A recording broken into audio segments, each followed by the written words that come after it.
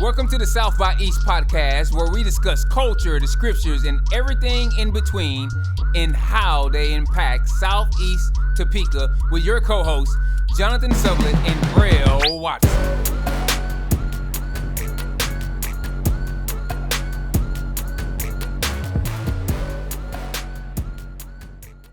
Welcome to another episode of the South by East podcast, where we discuss the scriptures, culture, and everything in between. And today we have a very special guest with us. We have Senator Christian O'Shea. Welcome to South by East, and thank you for being here with us today. If you don't know, Christian in 2020, she became the youngest woman ever elected to the Kansas State Senate. And her main committees that she sit on are education, public health, and welfare, and commerce.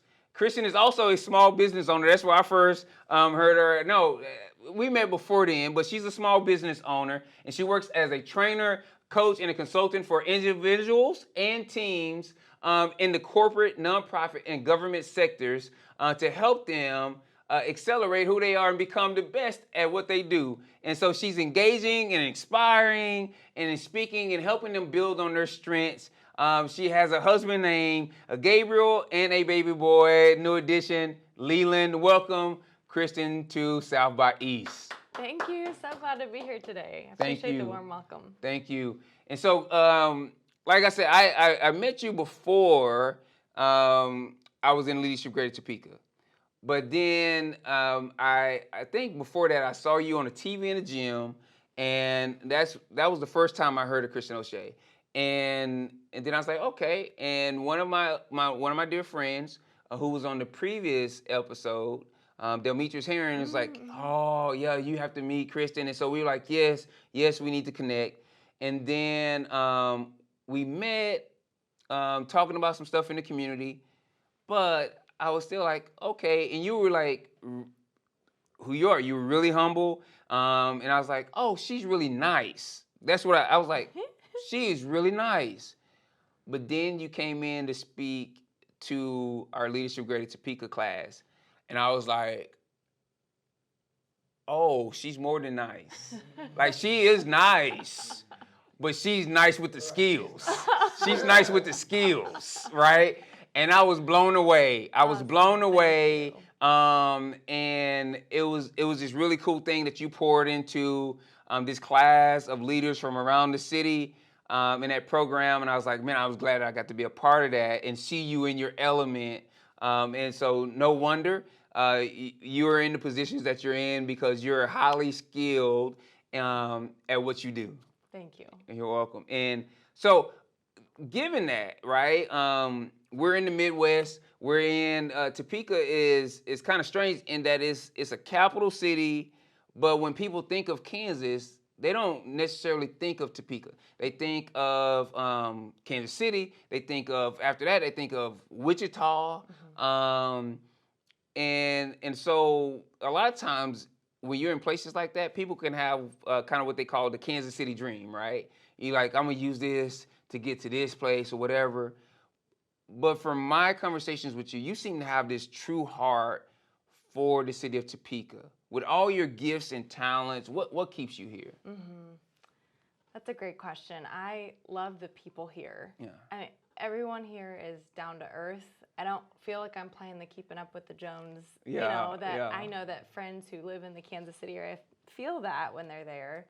I do have family in this area, and it's been a blessing having grown up out of state to be around grandma and grandpa more, which is fun. And, you know, it has, like, you get involved in the community here and you realize there's so much opportunity to serve and to learn and to be a part of growth, and that's exciting. And so that's been fun for me and my husband to be part of. Oh, that's cool. That's cool. Now you're a transplant in some ways. You have some roots here, but you're a transplant. You grew up in Ponca City. Mm-hmm. Now, for those of you who don't know, Ponca City is outside of Stillwater. The way I know that is that used to be the home for Conoco Phillips. Yes. And I had an interview there, and that was a interesting trip for another time of talking about that. Because in my previous life, I was a chemical engineer. And then I also traveled with the team in letter with the University of Tulsa. And we used to play OSU. And now my nephew is a cornerback on scholarship for OSU. Okay. And so, but as being a transplant, you get to this new place, and when you start digging in, when you have a love there, you develop these things that you're like, oh, I didn't know about this. What's your favorite off the beaten path thing to do in the city? Yeah, I love being outdoors and love being active. So I love the Governor's Mansion and like up and around Vinegar Hill. I love those trails. Okay. I just think it's beautiful, and you feel like you're on vacation because you're in all these trees and the hills, and it's beautiful. That's my favorite thing to do. Oh, that's cool. That's a part of the city that I need to explore more. I think before the pandemic, the only time I had been over there was to the movie theater, kind of over that area, and to the news stations. And then during the pandemic, I needed a vaccination, and so I got to go over to the museum, and I didn't even know it was over there. Yeah. And I was like, what's this back here? And then the Sunflower Foundation opened their facility. And if you haven't been out to that facility, they have done a wonderful, that is a beautiful facility for just joint use and nonprofits and everything else here. It's the gym. I believe those are the kind of things we should sell more for the city of Topeka, of just things that we have to offer. Oh, yeah. And so there's trails back behind the Kansas State Historical Museum as well. Okay, Yeah. I need to go back over there. I was in there to get a shot and get out of there, and so I was like, man, I didn't go for a leisure walk after Yeah. your vaccination? Yeah. it was kind of cold. Work out that arm. Yeah, it was kind of cold, and I don't do well with the cold. I just don't, and so every year when it gets cold, I'm like, God, did you really call me to Southeast Topeka? Because it's kind of cold up here. I hear you. Yeah. So your family, like we said, your family's grown over the last year. And as you grow in your family and you have kids, you're always trying to find, I know for me at least, I'm trying to find some kind of way to do something more efficiently. We were just talking right before we started how I have dinner in the sous vide getting ready for me. What have you found to be your favorite gadget that you use the most as a mom? I think what I use the most is white noise. And so I have multiple, just the shh noise. I've got multiple forms. I can do it on my phone in the car. I've got like the white noise machine in the nursery, but it helps them not cry so much. It helps them sleep better. That's just been the amount of times my husband and I are like, turn on the white noise in the car. Like, it's just. Oh man, I'm laughing because I grew up. Here's the book Bridges Out of Poverty. It talks about sometimes in schools, kids from lower socioeconomic environments, their behavior will be seen as aggressive. But when you're from a lower socioeconomic environment, they say that you're used to just existing in a lot of noise. So you naturally talk louder, you do different things. And so if a teacher asks a student a question and they respond loudly, the teacher might think, oh, they're being aggressive toward me. But it's like, no, it's just like this natural tone. And so I grew up and I was like, I couldn't study in silence. Like even in college, I couldn't study in the library. I never could. I had to have music going, different things of that nature. But now that I have kids, like there'll be times where they're like, Dad, can we turn on music? And I'm just like, no, I just need silence right now. It's okay. It's okay to have silence. And so right now you might be thinking to yourself, man, I can't wait till they can talk to me. No. Just be okay with the babbling. Be okay right now. Enjoy it. Yeah. Be okay because you'll get like continuous questions. And I didn't realize, my mom used to say, boy, you ask so many questions that sometimes I just wanted to pull over and just put you out on the curb, like in the car. And I was like, what are you talking about, Mom? Now I understand. So, Nice. yeah. So with that, and you have your family growing, you're an entrepreneur, you're a wife, and you're a state senator. What has your experience been like juggling all those different roles? Yeah, I have had to do a lot of kind of like managing my expectations of myself. So I like to be able to be my best all the time, perform at 100%, but I've got to just do the best I can and be okay with that. And also learning, what event do I really need to be at, and then what event would be good to be at, but it's not necessary. And also, the mom guilt. Like, Leland has so much fun. And today's at Grandma's house, right? So we're lucky and blessed to have that. And so kind of taking solace in, like, it's also good for him to be around other people. And then in my business, I've learned to delegate and work with my team more, and that's been good. But I mean, that's definitely a struggle. You can always do more in any position you're in. Yes. And so you do the best you can. Yeah, and man, that's so good. The audience doesn't know this. I know this, and Brell knows this.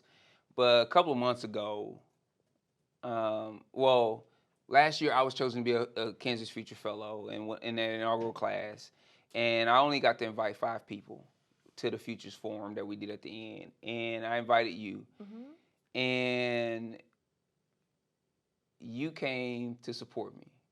You were the only one of my 5 guests who showed up. Oh. You were the only one of my 5 guests that showed up, and it meant so much to me. Oh, I'm glad. And you brought Leland.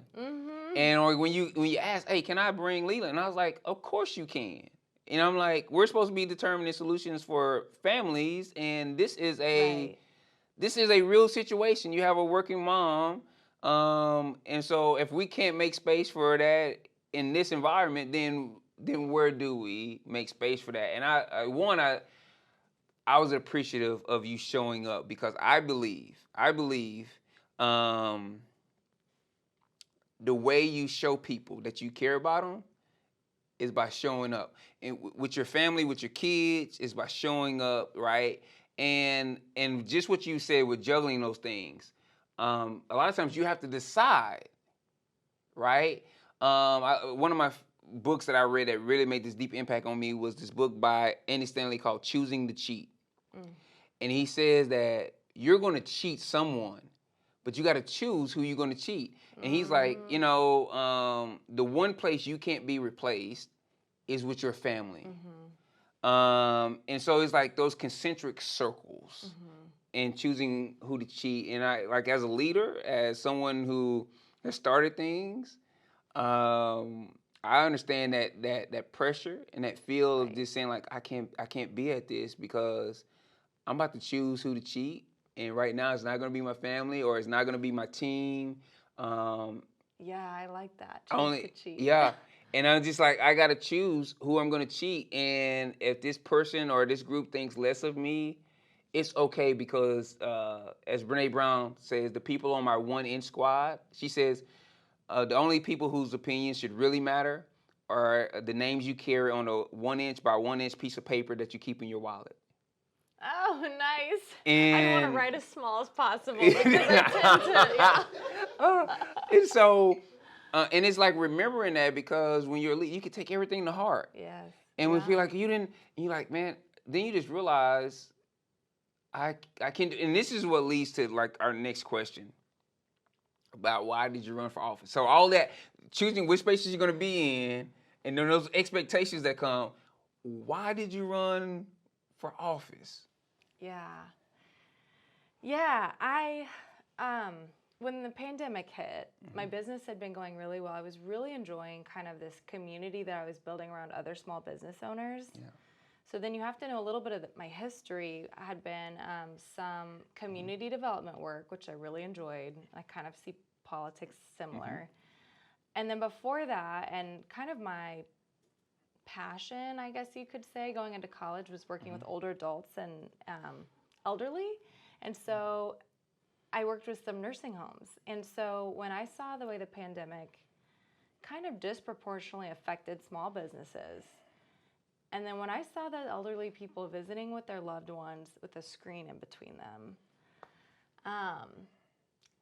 it still gets me. And I think of that quote that's like, what breaks your heart is what, and I kept, it was a time where we were all spending a lot of time at home reflecting, and I just found myself kind of for the first time feeling like not only the pandemic, but the way the pandemic was handled and the way the politics around it really do affect our lives. And kind of also this feeling like I know that I've been given gifts and opportunities to serve and lead. I know I could do a good job. So then I kind of had to ask myself, is this where I should insert myself? But could I do it? And then it just, my faith is really important to me, and I do believe God kind of opens and closes doors. And a person who could help with the campaign, someone that I trusted from church, right? Door open. And then my husband was really excited about it. Door open. And then, it was just things like that. I also knew, unfortunately, with my business, I knew that it would be pretty much dormant for at least a year. And that turned out to be the case. But that also gave me the time and energy, and we didn't have a baby, right? So it was like, I think I can serve here. And so. Ooh, you hit on something. Remember how you used to work before you had kids? Yes, all the time. You're like, I'm so productive. What are y'all not? Y'all not getting this done? Yeah, that's right. That's right. Yeah. So all of that led me to run for office, which is still kind of crazy to think. Like, I'm one of those people. I did that. What? Why? So. I mentioned the Futures Forum, and probably up to that moment, I was probably the most apolitical person that you would have ever met in your life. And at that event, I was not supposed to speak that day. Originally I was not scheduled to speak that day. And the night before, they said, "Hey, would you speak at this?" And I was like, "Oh, I was just gonna be there supporting my group. I helped with the presentation, but I was like, no, and there were some different circumstances, and I spoke. And at that event, I was informed like, hey, there's this redistricting thing happening, and right now there's no sitting senator living in that area, but we've looked and you do." And would you consider running when the redistrict happens? And I had a lot of conversations. One of the things, it's just what you said.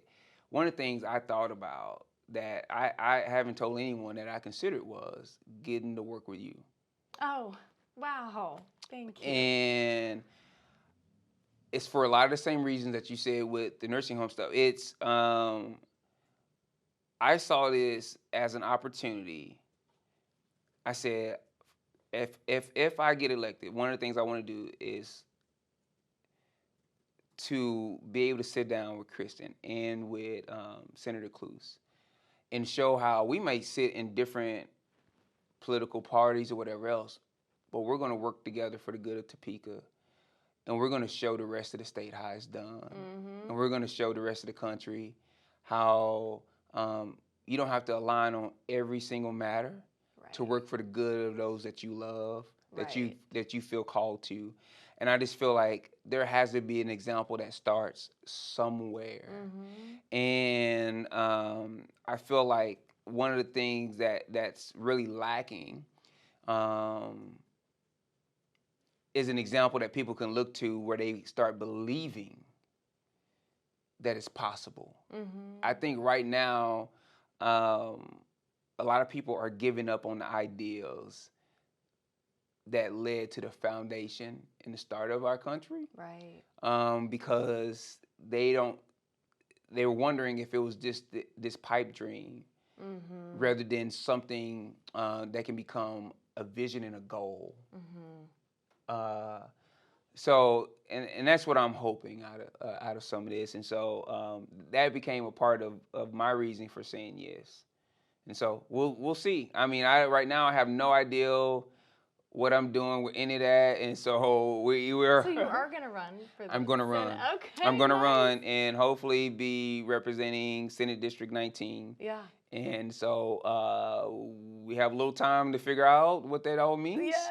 But 2 years, right? 2 years, and then we'll go from there, yeah. right? Oh my gosh, that's exciting. And so we'll see. I had a lot of conversations, but one of my considerations was, well, I know Kristen, and I feel like she's someone I can reach out to and I can ask questions, because that's how it's been since I've known you, and that we would be able to. Because my whole deal is I want to show that some different is possible. That's what part of the reason I love living in Highcrest. One of our mottos here is changing the narrative, right? Yes. And so we're all about taking what people believe is the story and the only thing that can be written, and saying, no, that doesn't determine how my story ends. That's just my story prompt. And from that, I'm going to use it to write this narrative that goes to a place where your mind has never imagined. This is going to be one of those Harry Potter things that blows you away, where you thought it was just kids running around with sticks, but it's going to be something a lot more than that. Yeah. Love that. And so that's what I believe.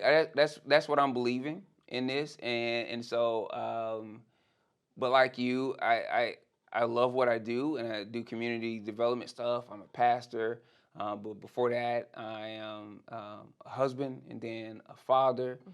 And so it's like winning is not my ultimate.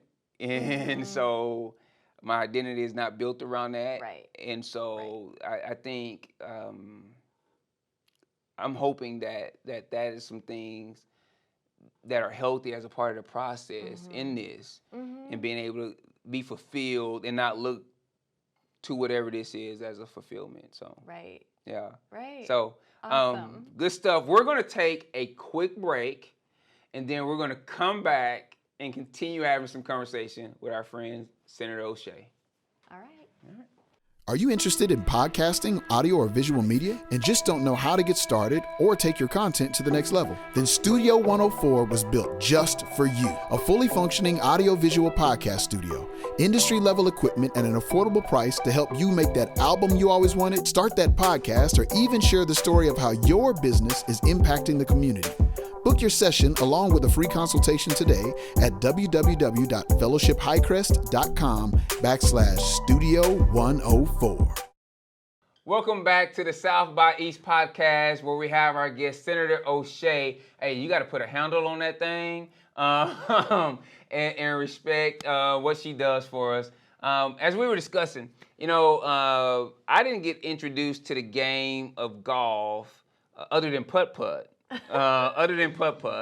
Until I was in college, and I was in an internship program, and they took all these little hood kids out to the golf range, and they were like, hey, a lot of deals get done out here. You need to learn how to do this. And I was chunking golf clubs down the range. It was terrible. And I tried a little bit longer. It's one of those deals. But there's just a couple of times that I hit it so pure. And you're like, oh, that's how it's supposed to sound. Like, you feel like Tiger Woods. I mean, I look good out there. I got all the Tiger gear. I look good. Roll red on Sunday. But they say the thing that gets you to come back is that one pure shot that you hit playing a round of golf.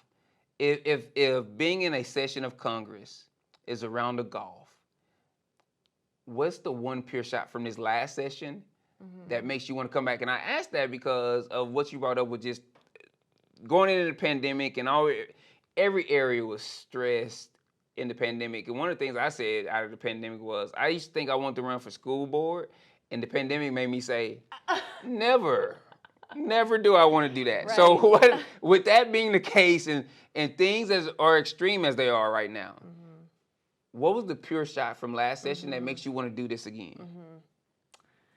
Yeah, there's a couple of really good shots, but the one that comes to mind that I'm like, this is what we're there to do. This was successful and we got it through.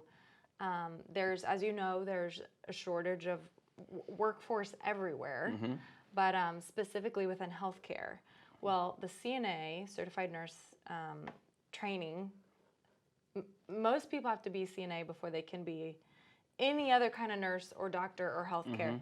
And so we learned that, and it was great because actually some of the associations that are there to represent nursing homes and healthcare came to us and they said, hey, there's a wait list for CNA courses. Yeah. And the wait list is there because there's not enough teachers to teach it. And one of the barriers to that is an RN has to teach the CNA course. So we want to see if an LPN would be allowed to also teach the CNA course. And to me, that's an example of reducing a barrier, right? So I knew that in Topeka, there were 40 people on the wait list to become a CNA. In Wichita, there's 200 people on the wait list to become a CNA. So these different industries got together and they brought this bill. And, we made sure we worked with the nurses, like the Nursing Association and the different groups to ensure that the CNAs are still getting quality training. But it was just one of those things where it was a rule that we were able to get rid of. And because of getting rid of it, we're able to allow more people to enter the workforce. And I'm like, that's what it's all about. We need to get rid of more of these rules. And just They're rebelling both of us. That's right. Yes. I've got that too. Yes. So yeah, that just felt like a tangible, like feasible, smart thing, and we did it. That's good. It's not going to get pressed. That's good. It doesn't need to get pressed, but to me it mattered. So that does matter. That does matter, and I'm gonna give you a jewel to take with you because you're giving jewels to us, cool. Right? So Brill and I have this saying that when somebody just says something that's just totally off the rails, especially like social media or whatever, sometimes you like, you know what, I could respond to that, but it's not gonna be. You say, oh, okay. Oh, okay. Oh, okay. And when one of us sees the other responding that way, we know like, oh, they're done, and it was just silly with these other. So sometimes you look at rules that exist and you're like, oh, okay. You're like, we're gonna have to change that, right? Like you feel like you can't change it, and then it's just frustrating. Yeah. It's frustrating, right? And so it's one of those deals. One of the things that I think that's important, one, when guests come on to South by East, one, we want people to see you as a human. So like when we have community events, we always want to get police officers there in plain clothes. Because what I said is, we know the demographic of single parents and different things of that nature, not ethnically, just across the board, right? 50% of marriages end in divorce. That means there's a lot of churches are having to change how they do children's ministry because they're saying like, you have so many kids that split custody. So that kid is only there 2 times a month. Right. So so we know that's the case. And so I said, hey, if you're raised in a house without a male authority figure, and the first time you meet a male authority figure is on the side of the road at night, the reaction is going to be kind of different. But if you are faced that this kid has seen and played basketball with and been around at community events and fireworks shows and all these kind of things, and so now when you have to pull him over for a good reason, like he broke the law, now he says, man, yeah, Officer Davis, I know I was in the wrong. I know I was speeding, right? The interaction can go different because they see you as a human. And so when we bring guests on, part of it is we want our audience, our neighborhood to see you as a human being. So that's why we started with talking about your family and your loves and your passions. Kristen, not just Senator. Yes. And then we want to help educate because a lot of people only vote every 4 years. When you look at the number of people who vote in the year of a presidential election and the number of people who vote in midterms or in the other elections, it's a far drop off. And I believe part of it is that people don't know how those other elections impact their daily lives. And so I think, like, as we go into this next part, I really want to kind of lean into that some of, like, what does a state senator do, and how is that different than a state representative? Mm-hmm. Yeah, so the really, really broken down level is you look at Kansas's current laws and what needs to be changed or gotten rid of or added to. So what about Kansas law needs to change? Yeah. So that last example, that was a law, and it couldn't, it had to take legislative action to change it, which means, and I say to get a bill through the process, it takes a long time, it takes a lot of work, but that's good. You don't want changing law to just be a simple thing, right? Yeah. You want lots of people to agree that it's the right thing to do. But so in the Senate, we all serve on focus committees that focus on topics. Yes. And so I mentioned earlier, mine are education, and public health and welfare, which would include like children, seniors, and anything health related, and commerce, which is small business, big business. And I really, I like those committees. And so on those committees, we'll have different presenters, we'll look at different bills. The other really cool thing about the legislative process, anyone can write legislation and bring it to a committee, and the committee will look at it, right? And that's why, sometimes people freak out, well, there's this bill, and it's like, that bill's not going anywhere. But anyone can introduce. Prize package every Friday. Yeah, and right. And you can work with your senator or representative to write legislation, and we then have access to lawyers to help write it who already understand what's currently in place. So how might it just be, oh, I get that you want that law, but it's really just an edit to a current law. And so committees work on those bills, and then we kick it out to the entire Senate to work on. Then we kick it to the House. Their committee works on it. The entire House works on it.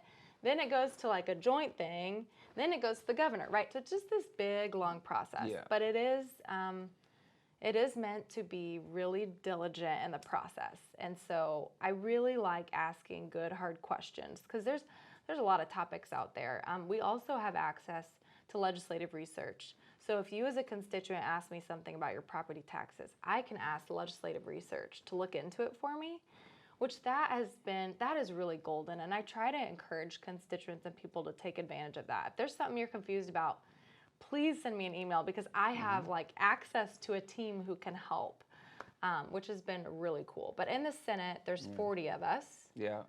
In the House, there's over 100. I'm forgetting the number right now. I should know that. But 120 roughly. And so we represent 70,000 people. And so the Senate has less committees, and the process just looks a little different. But again, it's kind of that the checks and balances of the different bodies. Yeah. Now, what area do you cover? And I know this is we're going to talk about this. It's going to change in a little bit in a couple of years. But what area do you cover now? Yeah. So right now, I would say I have like central Topeka. So it's Washburn's the furthest south. But then I have like downtown and then Gage Park. So it kind of then goes up. So then all of Shawnee County above that. Yeah. And then I go into Silver Lake, Rossville, St. Mary's, so we head into Pottawatomie County, and then I've got about a third of Wamego. Okay. So, Shawnee County, Pottawatomie County, and then I also have a little bit of northern Wabunsee County. Okay. Like Maple Hill and McFarland. Yeah. So you might need to be renamed Senator Fireworks because between Shawnee County and Wamego, I mean, that's like. I know. I don't know. When I moved here, I thought I knew other places that love fireworks, but Same. It wasn't like that. In Oklahoma, you couldn't have them in city limits, and here it's just all the time. Yeah. I mean, we were always running from the police everywhere else I lived. I mean, but here they were like, "Come on with them," you know, and it's like.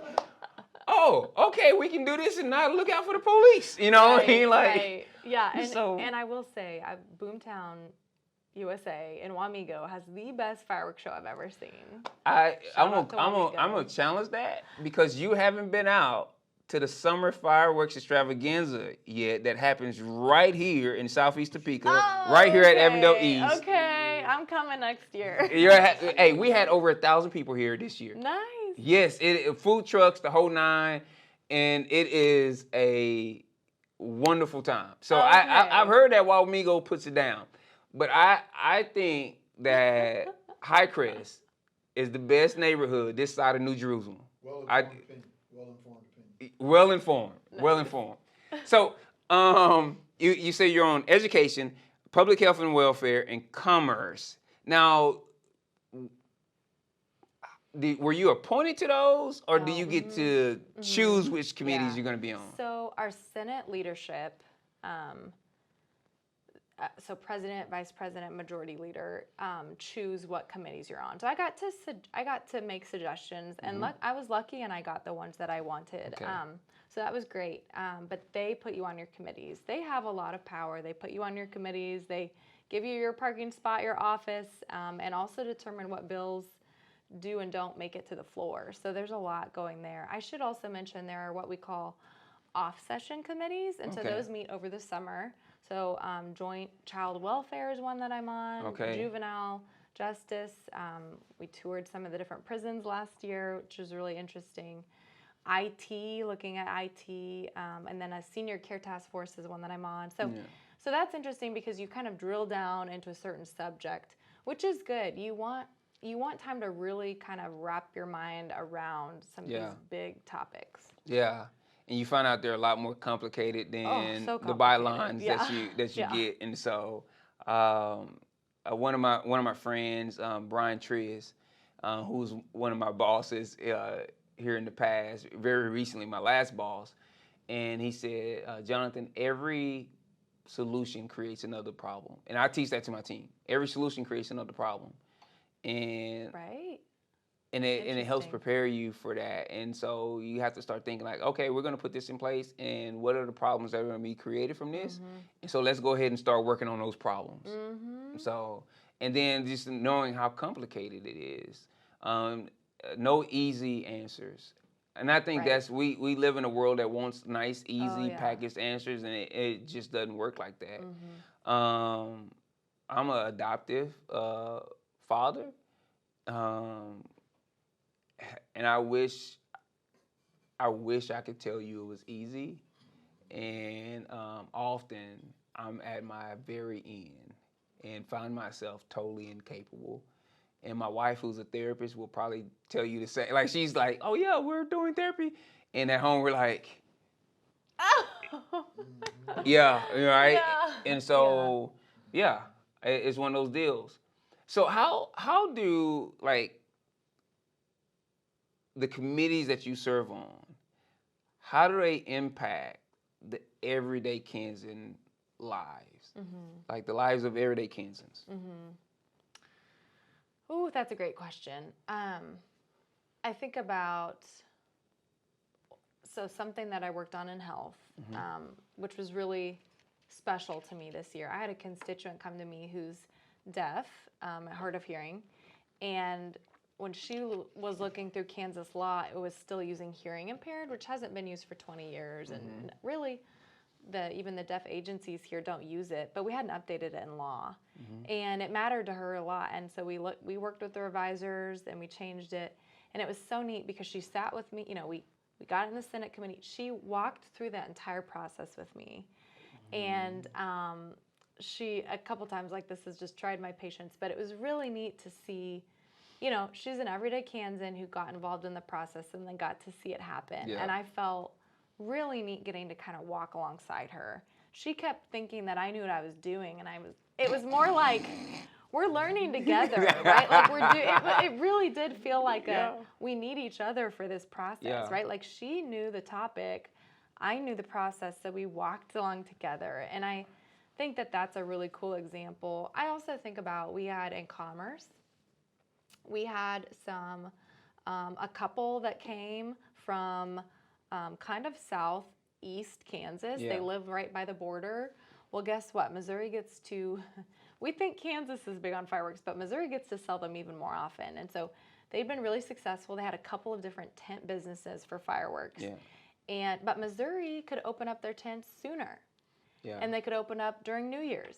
And they were like, we're losing out to competition on the other side of the state. And so that felt like, gosh, this is something we can do to help a small business owner be more successful. I mean, so those are kind of like the small things that you see and that you can be part of. Those are small examples. The other things, I mean, you're talking about some pretty massive, we're talking about Medicare and Medicaid goes through the state. Education, we fund over 60% of the budget goes to education. You're talking about people's taxes. Did you have... We're stewards of people's money. I mean, there's a lot of heavy things there. Recently, so because of the work I do, right? It's harder to do community development work here in Kansas than it is in some of our surrounding states, because some of the surrounding states had not only the federal tax credit, but also the state tax credit. And that just changed where we got, like, did you have a part in that? Because that's for us doing community development work, that was this huge win. Where when you look at developments where you're going to do low income housing tax credits, and now being able to stack the state tax credit with the federal tax credit that comes in, and now having more resources for developments in neighborhoods like mine, that's a game changer. And that's millions of dollars that now are now additionally on the table. And I think, like, y'all, the congressional session you were in passed that. And that was like one of those things of, this helps make dreams come true. And so is that a commerce thing, or is there a separate committee on? And I'm trying to, do you know exactly what bill that came through? I don't know the bill number. If I were to just guess that we did pass some housing incentive bills, because we're starting to realize that housing is a huge challenge. And I think it's important to note that, government to me is not always the answer. Yes. Once in a while, it can come alongside public and private sector and do some strategic partnering. And so that might be one of those instances where we said, okay, how can we do a little bit of a jump start to some of the housing? And so I'm glad to know that that's made an impact. And then in my mind, I'm like, okay, and then how do we come along with different solutions so that, we can continue? Because then you get into tax dollars and where they're spent, and you just you feel the weight of being a good steward of that money. Yes, and Ryan Vincent is actually going to be on in a couple of episodes with KHRC, and so I'll ask him what bill exactly it was. Good. He will know, because KHRC will be the ones who manage it. And like you, I have this principle, like, I don't like Superman solutions. So just like not too long ago, a young man in the city was shot that actually lived in the neighborhood. He's a veteran, had mental health issues.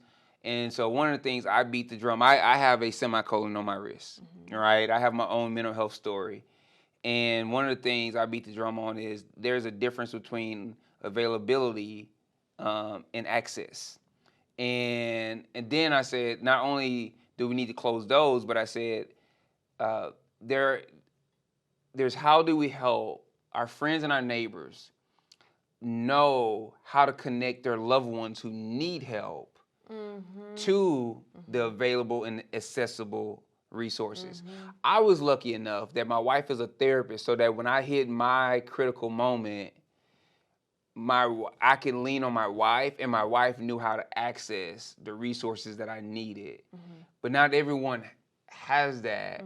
And so I feel like being knowledgeable of the resources available in your neighborhood are not something I need policy change for. Exactly. Those are things that I can affect in my neighborhood every day to be a part of. And I said, we can't put everything in the hands of somebody I don't know. I just don't like Superman solution. I like to be able to say, this is what I can do with what I've been given. I'm going to do the most with that. And you know what's interesting? In most meetings, one of my first questions is, now what's the legislature's role in that, right? What is policy, or what is changing the law have to do with that? And is it the right solution, right? It's not always the answer, but sometimes it's exactly what's needed. But don't take this as a slight. But my attitude is normally let's do everything we can do before we have to go and legislate.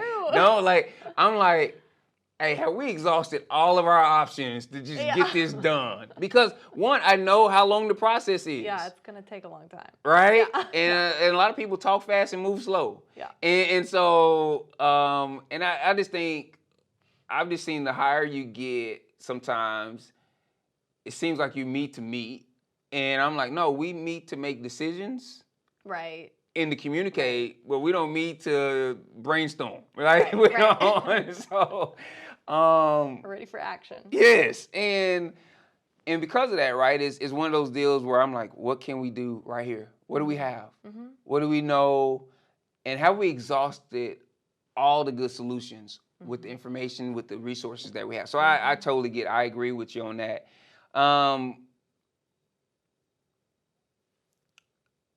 You said, hey, I was doing this other business. I was an entrepreneur. I stepped into politics. That can be scary. And for a lot of people, they have some of these passions. They have some of those things that keep them up at night, that they research all the time, but they don't know whether they should make that step or not because they have no experience in it. A lot of times it helps when you have somebody who's pulling you along.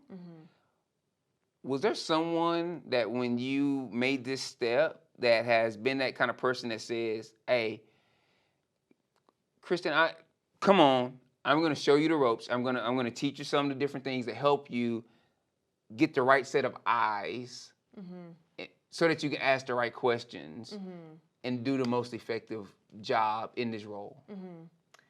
You know, there's been a lot of people. One of the people that comes to mind is Senator Brenda Dietrich. And so she was actually serving the House of Representatives for a couple of years in terms before she moved to the Senate. Now we're both in the Senate. Yeah. But she's really, you know, she helps me all the time. I mean, she'll send an email and say, hey, you know, we have some Eagle Scouts here in Shawnee County. Like, make sure you send them a congrats. And it's like, yeah, that's such a great idea. Like, and so you know, it's cool because she's a true educator. She was a superintendent. She was a teacher. And I have really appreciated her guidance and just willingness to help me understand things. I can ask her questions. But I think that's been really important. There's been some lobbyists too. You know, sometimes lobbyists get a bad reputation, but at their best, I think they're educators, and they're there to help you understand sides of a situation or how that political system works. And so, yeah, thank goodness for the people that help you along. And then the goal is, how can I help others, right? In that same way. Yes. It's such a neat opportunity. Yes. And so it is one of those neat opportunities to see how that comes full circle. In my role as a pastor, I say everyone needs a Paul, a Barnabas, and a Timothy. They need someone who's coaching them. They need someone who's encouraging them, their Barnabas, and then they need someone they're pouring into, their Timothy. Oh, nice. So everyone needs a Paul, a Barnabas, and a Timothy. And so with that being said, we're going to take a quick break, one more break, and then we're going to come back and finish out our session with Senator O'Shea. Are you interested in podcasting, audio, or visual media, and just don't know how to get started or take your content to the next level? Then Studio 104 was built just for you. A fully functioning audio-visual podcast studio, industry-level equipment, and an affordable price to help you make that album you always wanted, start that podcast, or even share the story of how your business is impacting the community. Book your session along with a free consultation today at www.fellowshiphighcrest.com/Studio 104. All right, welcome back to South by East. As we have here with us Senator Kristen O'Shea, and we're just discussing things around our state senate and how that impacts us in our daily lives. You know, what do you see as the most challenging thing facing families in Kansas right now and maybe over the next 5 years?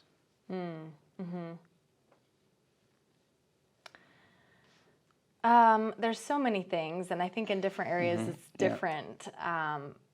But I guess one of the things that I'm hearing most is workforce.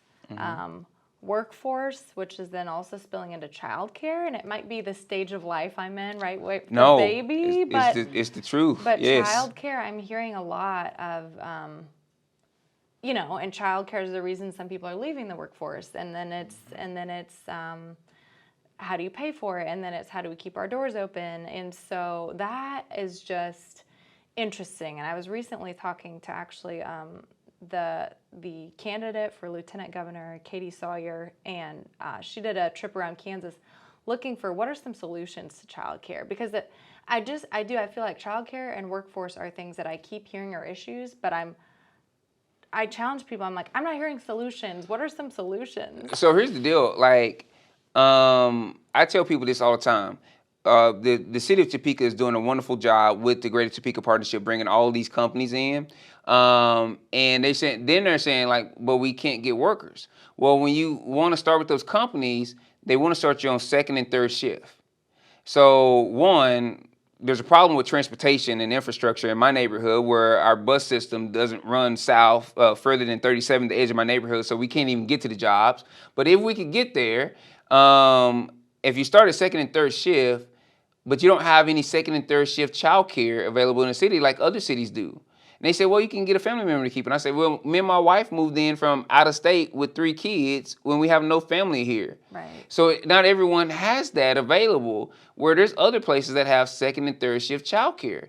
And just like the transportation issue, there's a lot of companies that are be like, yes, we do need that. And I say, okay, what do you want to invest? Because if you invested some of this, we could add a second and third shift to our early childhood education center. Well, yeah, man, once you get that going, let us find out. Let us know. And right. Well, we don't want to pay for it. Yeah, we don't want to invest anything in it, right? And I'm not saying like it shouldn't be where someone totally foots the bill. I don't believe in solutions like that. Yeah, me either. And I think there should be a partnership in it, though, and even with some of the transportation stuff. And so I'm not seeing those kind of like healthy solutions when it comes to. I think we're not seeing the ties all the time because we're not looking at holistic things like when you're saying how childcare is affecting the workforce. Just like when I talk to people when they talk about crime, I say, well, Clemson University did a study that shows that a 1% decrease in food insecurity leads to a 15% decrease in teen crime. And I said, until we start taking these holistic views, we miss things like that. And I think those are the kind of innovative ecosystem, human flourishing solutions that we need.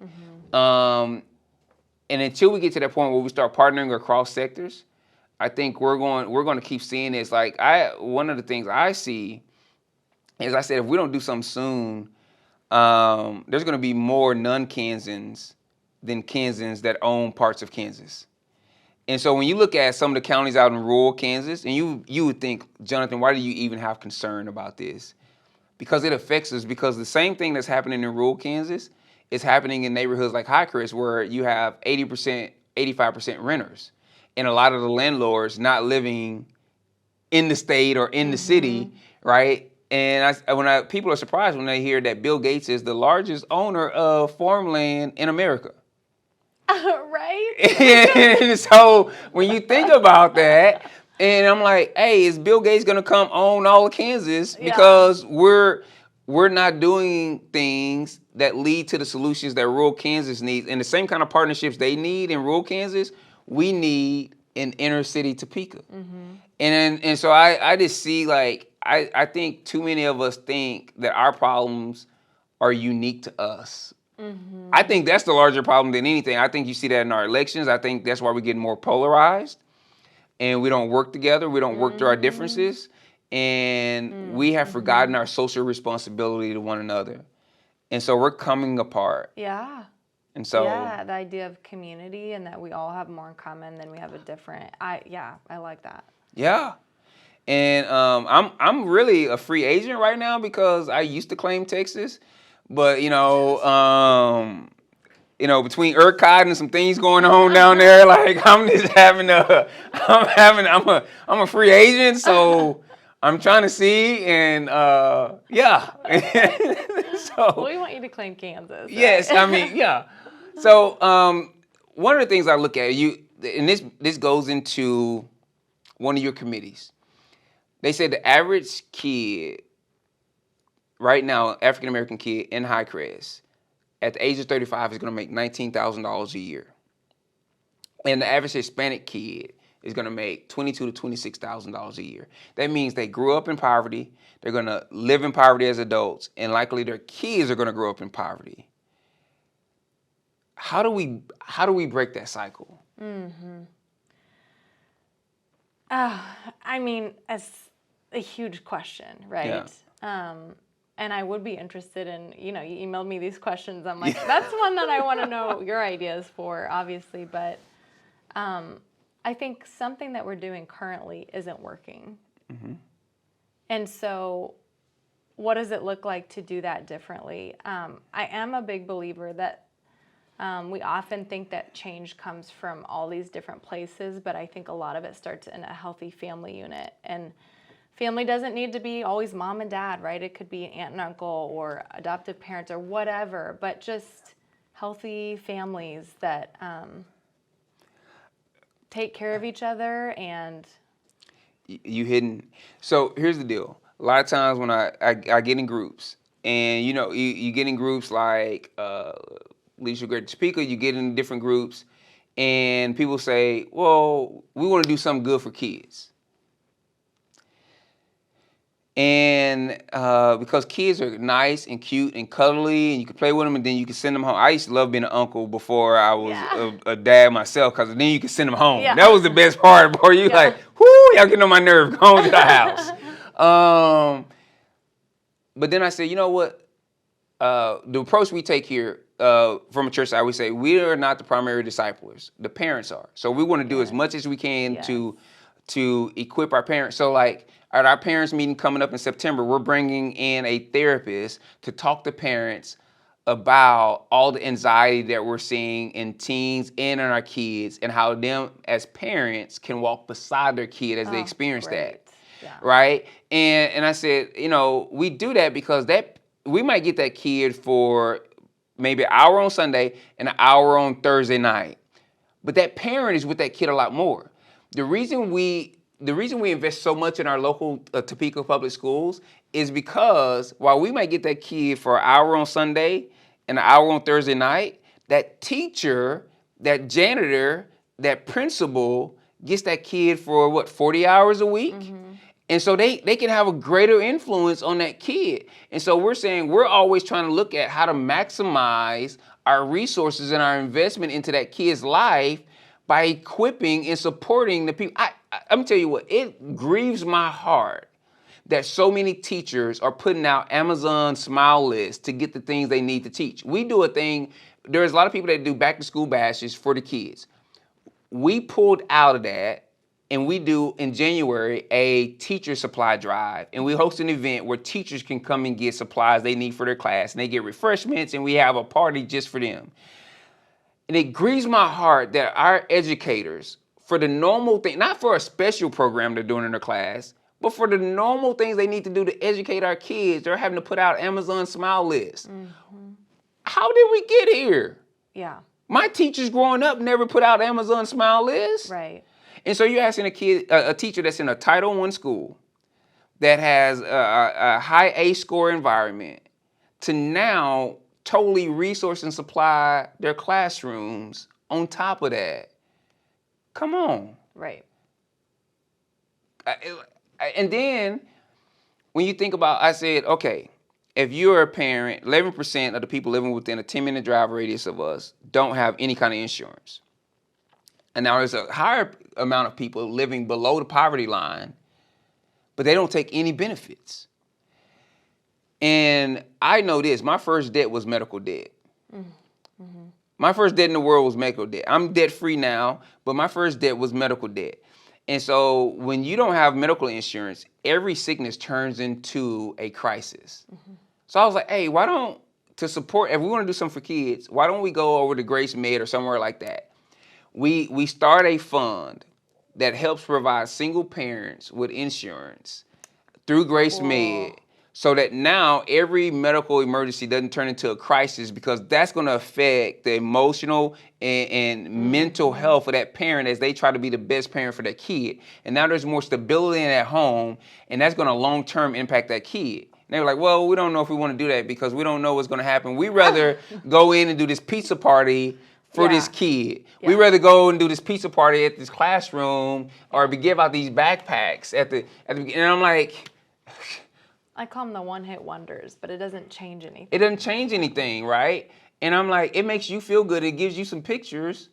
And I'm like, we got to start thinking multi-generational and how to support those who have the greatest impact. And I think we miss that with parents. There's a guy named Carwoo in Kansas City and what he's doing with the homeless and this tremendous thing he's doing with the homeless. And it started with just having a fleet of cars to get them where they need. And then in the house of having doctors and dentists available to do proactive health. So when they come into the program, they check them out for any potential health problems so that they don't become an issue later on down the road. And I'm like, we got to start looking at things like that. And so yes. Yeah.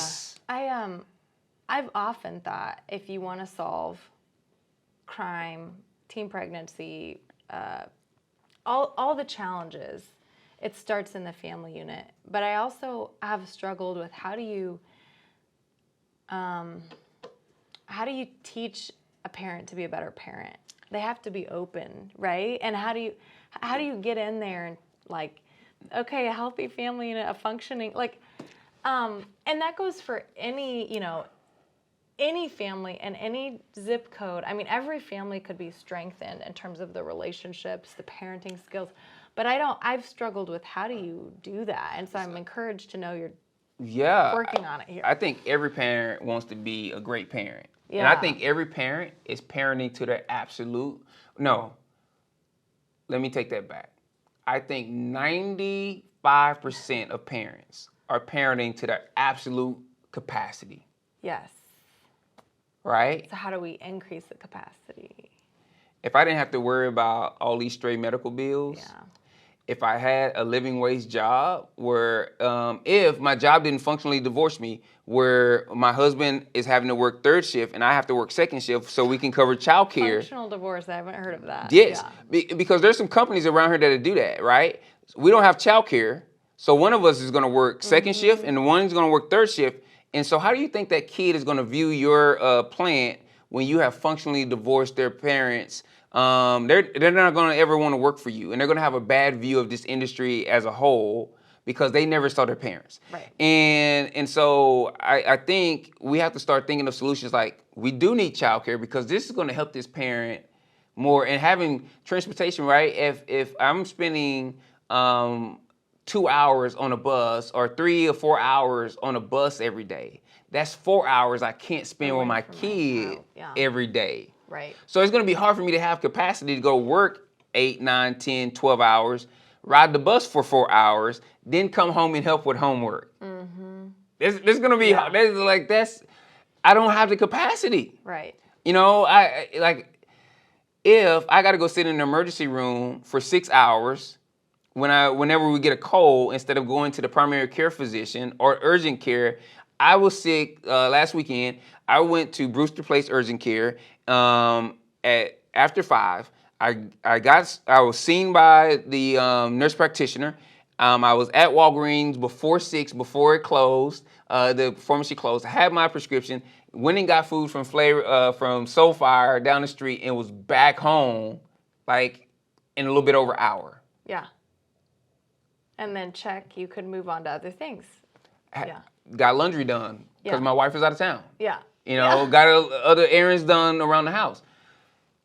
We have to look at those support structures that add capacity to a parent. And I think that's what... Add capacity, I like that. So people say hey, well, if they budgeted better, they would have more money. I say, you know who budgets? People who have a secure food source. Because now you can think out, right? Yeah. And and so I just think sometimes we don't see how things limit our capacity, like a pandemic and the strain we're on and living in isolation, and how now we're dealing with that. And so I believe that's some of the key.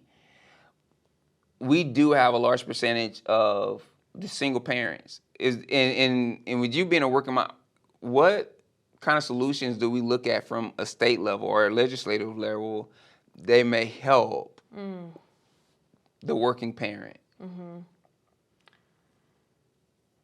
Oh, so I think looking at childcare again, I don't know what is government's role in that versus private sector. I think, and I look too, like what do the employers do? How do the schools wrap around with some of those services? So there's a lot of pieces to that. So I guess one of the things I think that the legislature does is education and school busing and things like that. And so are there spaces in that we could be more helpful or think about those single parents? And that's something that I think I should probably give a little more thought to. Oh, I do know, I can't tell you one bill in health that I thought was great that talks a little bit about access. Now people can, if you think you have strep throat, you can go to the pharmacist, and if they test you for strep throat, which you've been able to do that in the past, then they would say, now go to your doctor and get a prescription. Yeah. Well, now you can get the prescription right there. That's so just good. Little things like that. Again, I think that's the role of the legislatures. Removing barriers, removing regulation that just kind of muddies the system or confuses people in the system, and just clear some things up. Yeah, on those two tips, I think we would benefit from having more nurses in child care facilities. So when you do have single parents, especially ones that work hourly jobs, they can still bring their kid to child care, be seen by a nurse practitioner, get a prescription written, called into the pharmacist where they can pick up on the way to pick up their kid, and then not have to miss work that takes dollars out of their house. And just like if you can get some partnerships across the medical and childcare field like that, I think that's a incredible capacity building. Yeah. A couple of quick hitters as we get out of here. There was this thing that happened in the Supreme Court. You might have heard about it. They overturned Roe versus Wade. I know I have gotten more mail on that issue than I got as a senior in college when all the colleges were sending me information. First of all, living in the community I live in, I was like, where are they getting all this money for all this mailing? I know how much it costs to do mass mailings. So where are they getting all this money? Because all the issues we talked about to this point could have used that money. Oh, yeah. How is that going to change? How's Roe v. Wade going to change? How is that going to change what it looks like to be a senator in Kansas dealing with the overturn of Roe versus Wade? Well, all pending August 2nd and the Value Them Both Amendment. If that doesn't pass, nothing will change because the legislature has no ability to make any law around abortion in any way. If we pass that, then the legislature has the ability to make laws, including protection and things like that around abortion. So it kind of goes back to this idea of regulation. Okay. I'm not an elected official, so I can tell you kind of where I sit on some of this. Okay. So I believe that bad laws harm everyone, right? Dred Scott is known not just because of what it did, but like by the legal minds to be they say it was bad law. I hear most people say that Roe versus Wade was just bad law. Not because of what it did or didn't do, topic, whatever. Just exactly. It was just bad practice of law. Yeah. All right. And so I was like, I'm not a lawyer. I'm passionate about a lot of things. Law a lot of times confuses me. Like they talking ways. You want to run for the Senate? But no, I feel the same way. Yeah. Like it's not my thing. But I'm like, y'all talking ways. Like you could have said that with a lot less words. Sum it up. And I'm a preacher, and I feel like they could have said that in a lot less words. And so I'm like, okay, I can understand this bad law, and I'm whole life. I believe that we value a moral society values all life, and a just society protects all life. And I believe in life all the way from conception all the way through eternity. Yeah. All the way through eternity, right? And so I want to see a reduction in abortions. What I've also done is study the trends that say abortions have been declining, except for in the last presidential term. It was the first time they kind of took a step up after not declining. And looking at the ways of all the stuff, even from a lot of conservative commentators I listen to, saying these are the different things that help decrease a lot of things that we've already been talking about, decrease abortions, right? So you're like, okay, all right, I can understand that also. And it grieved me, some of the slam dunking and high-fiving that I saw when Roe versus Wade overturned by some of my Christian counterparts. Because I agree, I've heard this is not original me, and I agree with it though. The goal was not to make abortion illegal. The goal was to make abortion unthinkable. And so when you think about that, it's saying, my thought behind it was, even if abortion was legal, that we would do so much for families, so much for young girls, so much for everyone around, that they would never even consider it. Because all these other factors that we could affect, even if that law stood, still wouldn't make it more appealing than everything else we offered. And so I'm in this place where I do value life from conception through eternity. I feel like enough Christians don't share the gospel. That's a whole nother thing. And I believe that bad laws harm everyone. And I feel like we shouldn't be out here slam dunking when some goes a way that we feel, because that also doesn't show the heart of Christ, and it doesn't show humility. And so we should think about why is this overturning? What do those who were holding on to Roe versus Wade, what did they lose, and how can we? Yeah. What is causing them to feel this way? Right. And I can show more empathy in this moment and lean into that. Right. And it doesn't have to, because my victory doesn't come here. And it's like, man, the ultimate victory is on the other side. And I think sometimes we forget that. We forget that in how we operate. And so I'm really confused. I'm serious. I'm sitting in one of these spots where I told you I was going to tell you what I thought, but the overall is I'm confused at how to feel. And in some ways, you fight through shame of like, I thought at one point this was what I wanted. But I grew up in a family where abortion was normal, and I didn't know until I got to college what abortion really was, because even in the schools, they really didn't explain it. And I just didn't know. And so I'm like, you can't tell me that my family was evil. Like we were doing a lot to survive.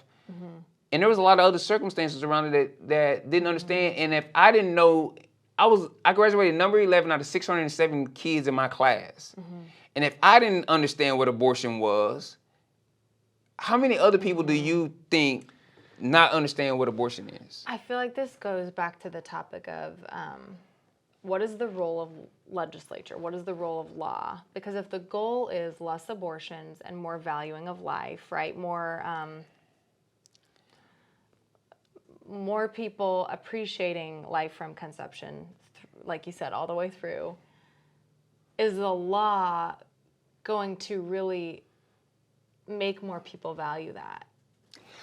Exactly. Right? Is that a good summary? Exactly. And it's interesting because that there's a topic going around now about medical marijuana, and it if it's legal, well, more people do it recreationally, right? And then they talked about, this article talked about prohibition and alcohol. Yeah. So when alcohol wasn't legal, they actually said people drank less. Now we all know there was there's people making it and drinking it still. But they said people drank less. And so I do wonder, like, if abortion isn't legal, is there, and they're finding this with medical marijuana too in the other states. I think we're one of like 4 that hasn't. Yeah. But less people do it. And so if abortion isn't legal, would it just be one small thing? But it's not, that's not going to be the thing that changes someone's head and heart about the life. And I feel like we keep asking rules to do. I just preached last Sunday, and this is coming out after the election. I just preached last Sunday about why I believe that the 10 Commandments shouldn't be in public schools or on public buildings as a preacher. And I'm like, we have to stop trying to make rules do what God put us in places to do. Right, right. We're supposed to be what communicates his word and shows the things that God values in his character in society, not a carving on a building. His word is supposed to be carved on our hearts. And because it's carved on our hearts and our minds and is displayed in our hands and our mouths, that's supposed to be the attractive thing that draws people to the way we live, not us forcing them into the way we live. And I found that too often from both sides of the aisle, we are trying to use laws to do what a winsome lifestyle is supposed to do. Oh, absolutely. And Absolutely. so, yeah, this has been good. Yeah. And we could go on for a long time. Really and in the breaks, we were doing some things in here. And as we get ready to get out of here, I want to remind you of just some things that we talked about. One, I'm using that legislative research and by emailing Senator O'Shea. Yeah. And we'll post that in the notes. We'll post that. And I'm gonna tell you, like, there's been times that I've reached out for resources, and she has definitely replied back and gotten back to me and said this. And I had no cattle in the field. And she just thought, hey, I like what you're doing, and it's something I value, and so I want to find some solutions and follow up when she didn't have to, and so that's who I know her to be, and so I want to encourage you to reach out to her if you have questions, and maybe we do a follow up on this and talk about this whole redistricting thing after this election cycle and different things go on. We bring her back on for that. I'm not going to get you to agree to that on camera, but maybe we can talk about that and do that. Sounds good. Yeah.